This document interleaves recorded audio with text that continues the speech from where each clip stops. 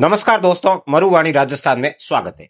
आज हम बात करेंगे भारत में बड़ी होती हुई विदेशी कंपनियां जो अपनी पेरेंट्स कंपनी को पीछे छोड़ रही है। बड़ी होती हुई इन विदेशी कंपनियों पर भारतीय मीडिया सवाल उठाने की बजाय गौरव कर रहा है और भारतीय उद्योगपतियों को कटघरे में खड़ा किया जा रहा है, जबकि भारत के बाजार का असली मजा ये विदेशी कंपनियां उठा रही है। इस पर फिर भी कोई सवाल खड़े क्यों नहीं हो रहे हैं और हमें गौरव महसूस क्यों हो रहा है? इस बारे में आप क्या सोचते हैं? कमेंट बॉक्स में अपनी राय जरूर दें। वीडियो को शुरू करने से पहले आपसे अनुरोध है कि अगर आपने अभी तक हमारे चैनल को सब्सक्राइब नहीं किया है तो सब्सक्राइब करें और वीडियो को लाइक करना बिल्कुल भी ना भूलें। अगर जनसंख्या की दृष्टि से देखें तो भारत दुनिया का सबसे बड़ा बाजार है। आर्थिक स्थिति को ध्यान में रखते हुए देखें तो दुनिया में सबसे उभरता हुआ बाजार है। लगभग 1.4 अरब से अधिक आबादी, बढ़ती उपभोक्ता मांग और तेजी से बदलता बाजार, ये सभी कारक हैं जिनकी वजह से भारतीय यूनिट्स अपनी विदेशी पेरेंट्स कंपनियों से बड़ी हो रही है। जिन कंपनियों की भारतीय यूनिट्स विदेशी पेरेंट्स कंपनियों से बड़ी हो रही है उनमें LG electronic India, Maruti Suzuki India, Hindustan Unilevers और नेस्ले इंडिया के अलावा एबीबी इंडिया आदि सम्मिलित है। यूं तो भारत में कुल 11 यूनिट्स ऐसी है जो अपनी विदेशी पेरेंट्स कंपनी के मुकाबले में बड़ी हो चुकी है, किंतु हम चर्चा करेंगे 5 बड़ी इंडियन यूनिट्स की जो अपनी विदेशी पेरेंट्स कंपनी से बड़ी हो गई है। हाल ही में एलजी इंडिया इलेक्ट्रॉनिक द्वारा आईपीओ जारी किया गया था, जिसके बाद ये चर्चा में आई है। तो एलजी इंडिया इलेक्ट्रॉनिक्स की बात की जाए तो ये एक भारतीय यूनिट है जिसकी कुल पूंजी $13.13 बिलियन है। एलजी की बात की जाए तो एलजी दक्षिण कोरिया की एक कंपनी है जिसका नाम एलजी इलेक्ट्रॉनिक इंक है। इसी का यूनिट भारत में काम करता है जिसे हम एलजी इलेक्ट्रॉनिक इंडिया के नाम से जानते हैं।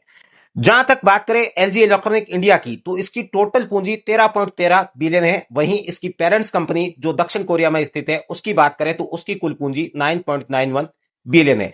ऐसे में भारतीय यूनिट्स अपनी पेरेंट्स कंपनी के मुकाबले में 40% आगे निकल चुकी है। हाल ही में जारी किए गए ₹10,000 के आईपीओ के बाद ये कंपनी अपने पेरेंट्स कंपनी को पछाड़कर आगे निकल आई है। इसी सिलसिले में अगर दुनिया की 8वीं सबसे बड़ी मोटर कंपनी यानी मारुति सुजुकी इंडिया की बात की जाए तो मारुति सुजुकी कंपनी भी अपनी पेरेंट्स कंपनी के मुकाबले में बड़ी हो चुकी है। मारुति सुजुकी इंडिया कंपनी की टोटल पूंजी 57.5 बिलियन है, जबकि इस कंपनी की पेरेंट्स कंपनी जो जापान में स्थित है उसकी कुल पूंजी 28.07 बिलियन है। भारतीय यूनिट अपनी पेरेंट्स कंपनी के मुकाबले में लगभग दुगुनी बड़ी हो चुकी है। भारत में एफएमसीजी प्रोडक्ट बेचने वाली हिंदुस्तान यूनिलीवर की बात की जाए तो इसकी पेरेंट्स कंपनी यूनिलीवर पीएलसी है जो यूके में स्थित है। अगर यूनिलीवर पीएलसी की बात की जाए तो इसकी कुल पूंजी 66.25 बिलियन है। वहीं भारतीय यूनिट की पूंजी $66.79 बिलियन है। ऐसे में देखा जाए तो हिंदुस्तान यूनिलीवर ने भी अपनी पेरेंट्स कंपनी को पीछे छोड़ दिया है।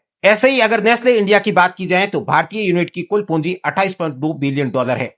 इसकी पेरेंट्स कंपनी नेस्ले ऐसे हैं जो स्विट्जरलैंड में स्थित है। इसकी पेरेंट्स कंपनी की कुल संपत्ति की बात की जाए तो उसकी कुल संपत्ति $17.7 बिलियन है। ऐसे में भारतीय यूनिट ने अपनी पेरेंट्स कंपनी को पछाड़ दिया है, किंतु इस कंपनी की विदेशी पूंजी टोटल बात की जाए तो टोटल $240.65 बिलियन है। लगभग ये दुनिया के सभी देशों में काम करती है, जिसके कारण इसकी कुल पूंजी $240 बिलियन के आसपास है, किंतु इसमें देखा जाए तो $30 बिलियन सिर्फ भारत में है।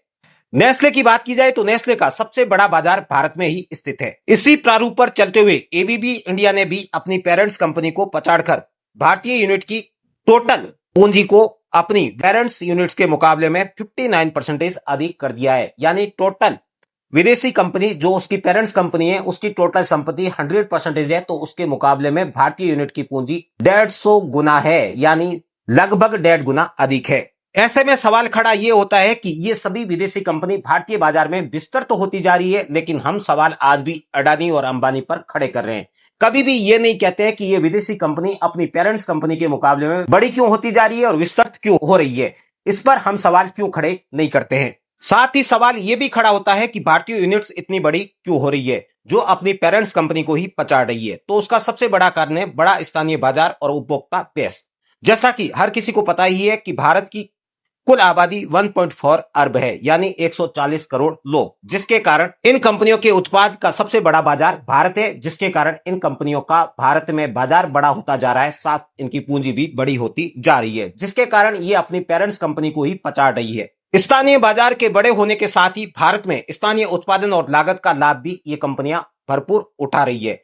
भारतीय बाजार की बात की जाए तो दुनिया के बाजारों की तुलना में सस्ता है, जिसके कारण ये अपने सस्ते उत्पादन की सप्लाई चेन यहां से बनाकर विदेशों में भी भेज रही है, जिसके कारण कंपनियों को बड़ा लाभ हो रहा है और भारत में इनका मार्केट बड़ा होने के साथ साथ विदेश में भी बड़ा होता जा रहा है, जिसके कारण भारतीय यूनिट की कुल पूंजी में वृद्धि हो रही है। जिस तेजी के साथ भारतीय यूनिट्स बड़ी हो रही है, उसी तेजी के साथ भारतीय यूनिट स्वतंत्र भी हो रही है, जिसके कारण भारतीय यूनिट अपने निर्णय खुद लेती है, अपने निर्णयों को त्वरित गति से लेती है। भारतीय यूनिट के निर्णय लेने की त्वरित गति ही उसे बड़ा होने में फायदा पहुंचा रही है।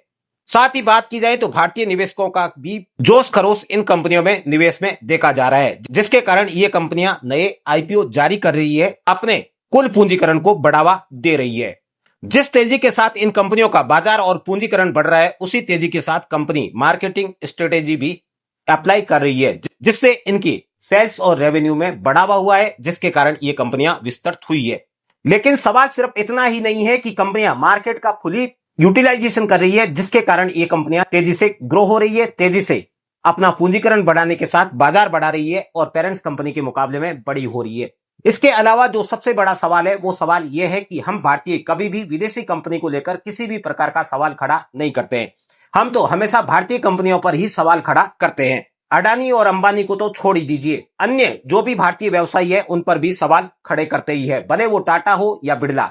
इसके अलावा जो भारतीय कंपनियां कुछ उत्पाद बना रही है तो उस उत्पाद की गुणवत्ता हमारे लिए क्या है, उस उत्पाद की गुणवत्ता को हम किस नजरिए से देखते हैं और भारतीय उत्पादों को हम किस नजरिए से देखते हैं, ये भी एक बड़ा कारण है जिसके कारण ये कंपनियां तेजी से भारत में विस्तार कर रही है।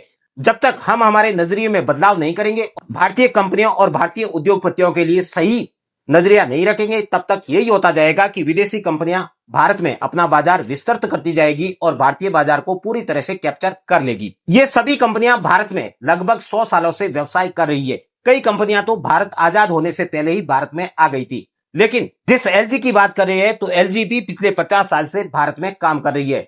वहीं मारुति सुजुकी की बात करें तो मारुति सुजुकी को इंदिरा गांधी के समय में संजय गांधी भारतीय कार बनाने के लिए लाए थे, लेकिन आज वो कंपनी दुनिया की 8वीं सबसे बड़ी कंपनी बन गई है और 5वीं कंपनी बनने की तरफ अग्रसर हो रही है। अगले साल के अंत तक अगर बाजार ऐसा ही बना रहा तो मारुति सुजुकी इंडिया अगले साल दुनिया की 5वीं सबसे बड़ी मोटर कंपनी बन जाएगी। साथ ही इंडिया की सबसे बड़ी मोटर कंपनी तो पहले से है ही।